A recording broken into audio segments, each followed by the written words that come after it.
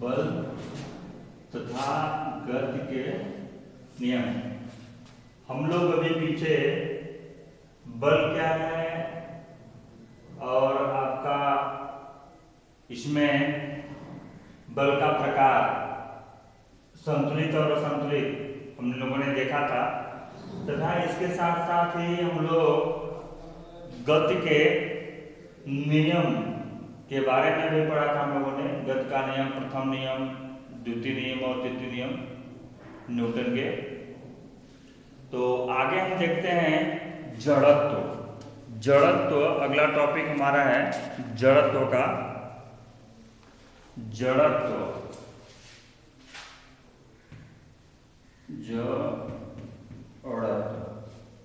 ये जड़त्व INERTIA inertia.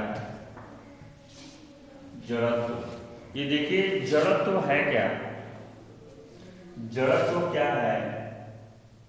ये जड़त्व जैसे जो गति का प्रथम नियम है वही उसका जो उदाहरण है वह जड़त्व के अंतर्गत आता है। जैसे जड़त्व में क्या होता है कि कोई भी वस्तु अगर जिस स्थिति में होती है अपनी उस प्रारंभिक अवस्था को बनाए रखने का प्रयास करती है, उसे ही कहा जाता है जड़त्व। ये आपका जो जड़त्व है दो प्रकार का होता है। जड़त्व दो प्रकार का होता है। जड़त्व होता है दो प्रकार का, विराम का जड़त्व, विराम का जड़त्व, गति का जड़त्व।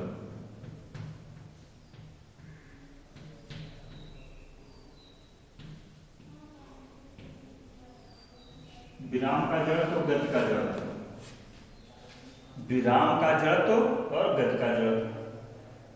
तो जैसा कि हम लोग न्यूटन के प्रथम नियम में पढ़े हैं कि जब कोई वस्तु गतिमान रहती है तो वह गति ही करती रहती है, या रुकी हुई है तो रुकी रहती है, विरामावस्था में है तो विरामावस्था में रहना चाहती है, जब तक कि रहती है, जब तक कि उस पर कोई बाह्य बल न लगाया जाए, अर्थात उसकी स्थिति में परिवर्तन नहीं होता। अब ये जो जड़त्व है वह किसी भी वस्तु की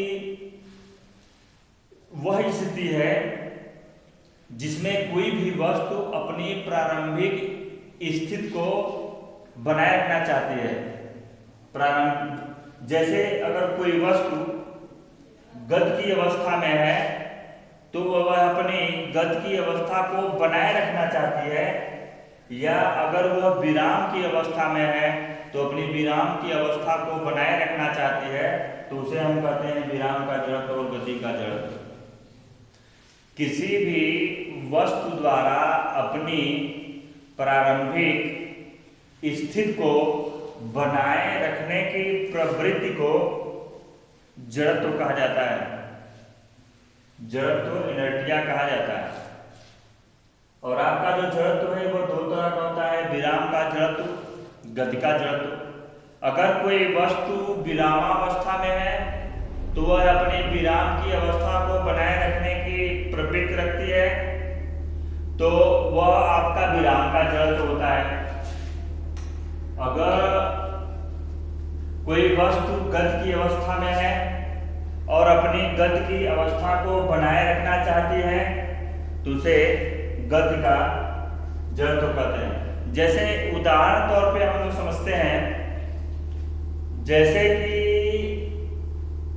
हम बस में बैठे हों, बस में बैठकर यात्रा कर रहे हों और बस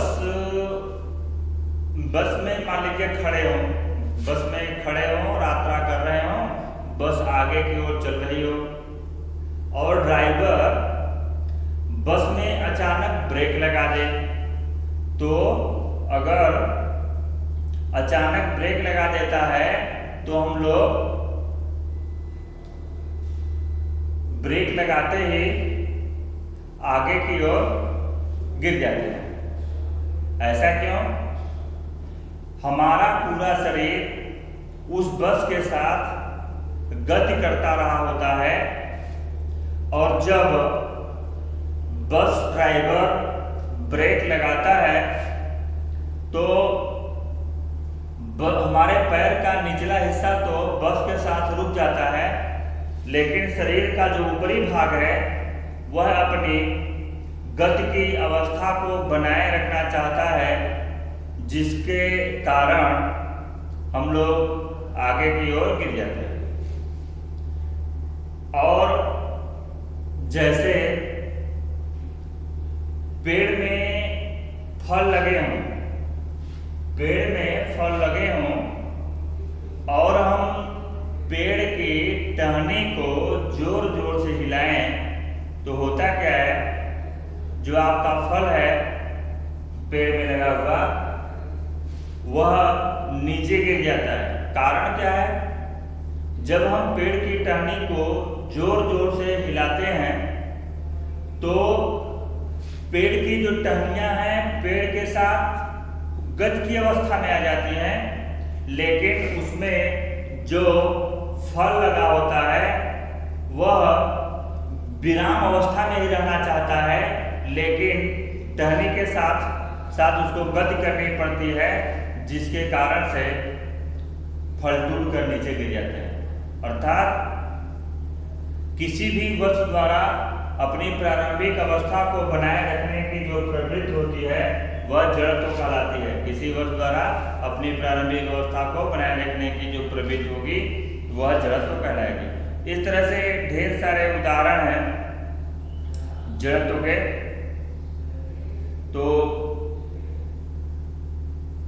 हम जैसे मान लीजिए कि एक बोतल ले लें, एक बोतल हो कोई भी, एक बोतल जैसे मान लीजिए आपने एक बोतल ले लिया, एक बोतल आपने कोई भी बोतल ले लिया और इसके मुंह पर हम एक गत्ता रखते हैं, इसके मुंह पे एक गत्ता रखते हैं और गत्ते पे एक सिक्का रखते हैं। अब हम करें क्या? तेजी से बहुत जल्दी से इस गत्ते को हम बल लगा के हटा दें तेजी से, तो हम देखेंगे जो सिक्का हो गत्ता तो हट जाएगा, लेकिन गत्ते पे जो सिक्का रखा हुआ है इस बोतल में आ जाएगा। तो ये क्यों? क्योंकि गत्ता तो गति की अवस्था में आ गया, लेकिन गत्ते पर जो रखा हुआ सिक्का है वो विराम अवस्था में ही रहना चाहता है, जिसके कारण से वह आपका बोतल में आ जाता है। तो यह है आपका जड़त्व, गति का जड़त्व। और इसके ढेर सारे उदाहरण हैं, जैसे कंबल है।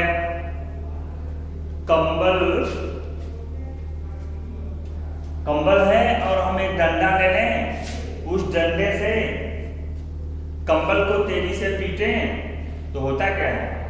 कंबल में से जो धूल के कण हैं वो बाहर निकल जाते हैं।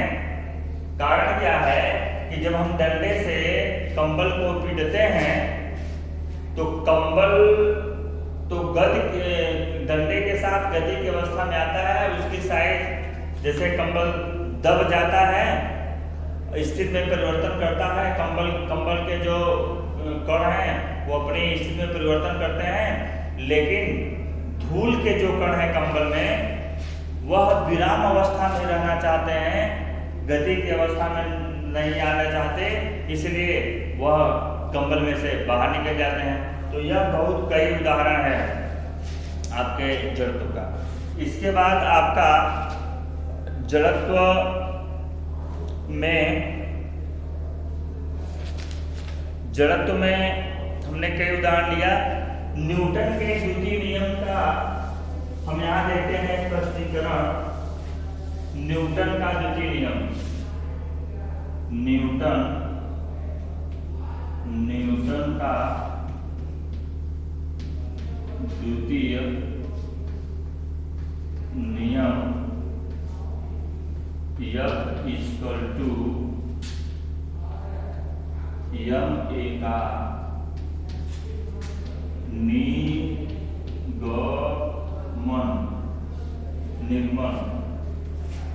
न्यूटन के दूसरे नियम यूज करते हैं का निगमन। निगमन का मतलब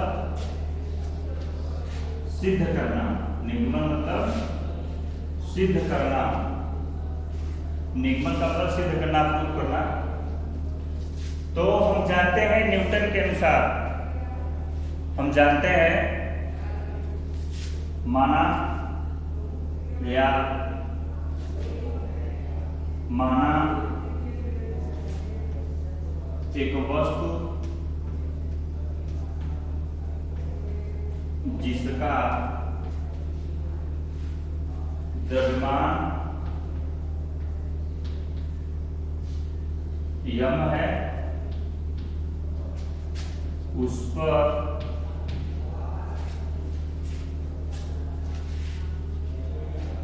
त्वरण ये लग रहा है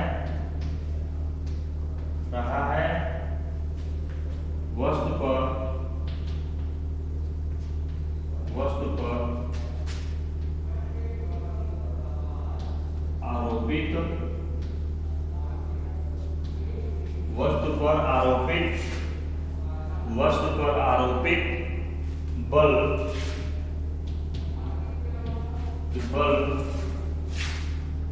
यफ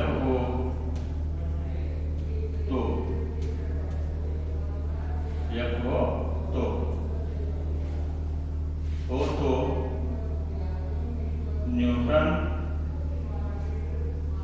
के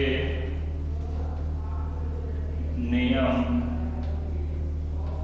से हम जानते हैं कि किसी वस्तु पर आरोपित बल F उस वस्तु के द्रव्यमान यम के अनुक्रमानुपाती होता है। किसी वस्तु पर आरोपित बल F उस वस्तु के द्रव्यमान यम के अनुक्रमानुपाती होता है। किसी वस्तु पर आरोपित बल F उस वस्तु के द्रव्यमान यम के अनुक्रमानुपाती होता है तथा जो बल होता है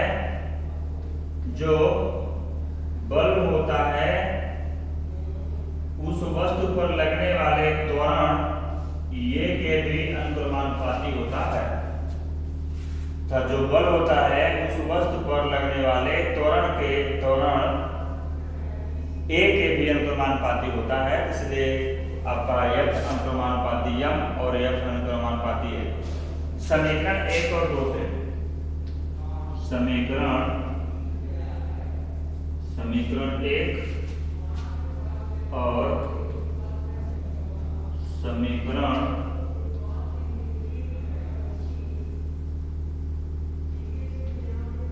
2 से समीकरण 1 और समीकरण 2 से आपका क्या हो जाएगा? समीकरण 1 और समीकरण 2 से ये हो जाएगा F अनुक्रमानुपाती यम ए। F अनुक्रमानुपाती यम ए या F इक्वल टू के यम ए। समीकरण नंबर 3 जहां के एक नियतांक है, जहां के एक नियतांक है। ठीक है। अब बल F का मात्रा किस प्रकार चुना जाएगी?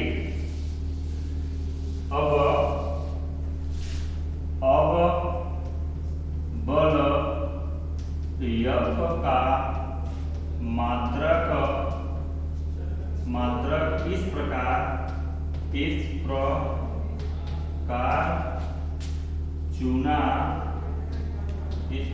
चुना जाए कि कॉलेयर का मात्रक इस प्रकार चुना जाए कि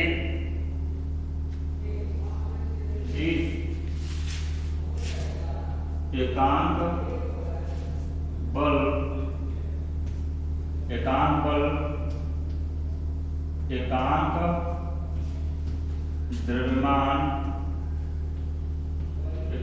द्रव्यमान की वस्तु में एकांक त्वरण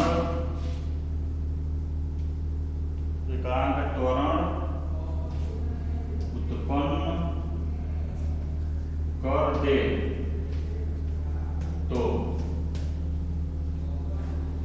F = 1, M = 1, A = 1।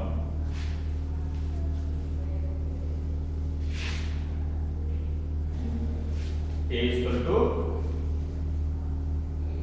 1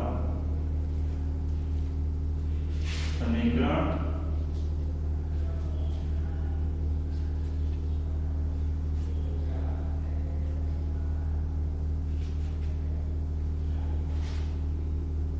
वो